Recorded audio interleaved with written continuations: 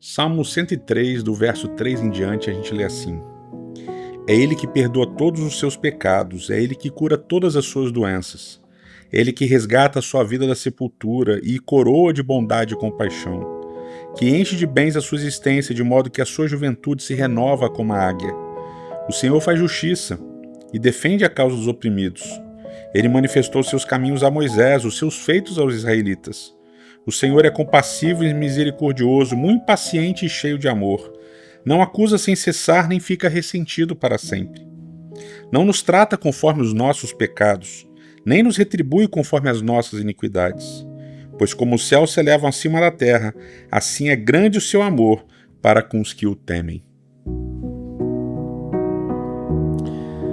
O Salmo 103 fala bastante sobre os motivos de bendizermos e louvarmos a Deus.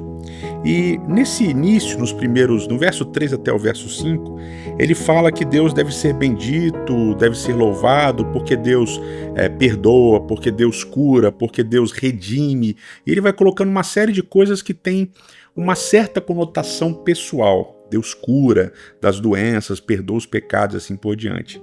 Já do verso 6 até o verso 14, ele vai falar um pouquinho da tradição, da história, de como Deus é misericordioso e gracioso com o povo ao longo da história. Então tem esses dois elementos aqui interessantes. Agora, o verso que chama atenção para muitas pessoas que leem esse salmo é o verso 3, que diz que ele perdoa os pecados e cura as doenças. Assim como o Salmo 103, o Salmo 38, esses dois salmos eles fazem uma relação meio curiosa, meio talvez refletindo um pensamento corrente de que a doença está relacionada com o pecado e a saúde está relacionada com a fidelidade. Algumas pessoas, alguns teólogos interpretam essa relação em vários momentos dos Salmos, nesses dois que a gente viu principalmente, e também no Antigo Testamento, dizendo que existe essa relação por causa das bênçãos e maldições entre o pecado e a doença, e a saúde e a fidelidade. Então, se você tem alguma doença, você está em pecado. E isso traz um peso terrível para toda e qualquer pessoa doente. Agora, lá no Evangelho de João, no capítulo 9, se você tem sua Bíblia, você pode ler essa história, que é uma história maravilhosa. Lá em João capítulo 9, quando Jesus encontra um cego de nascença e cura esse cego de nascença, ele afasta bastante essa possibilidade. Ele diz lá no verso 3, João capítulo 9, verso 3, nem ele nem seus pais pecaram, mas isso aconteceu para que a glória de Deus se manifestasse.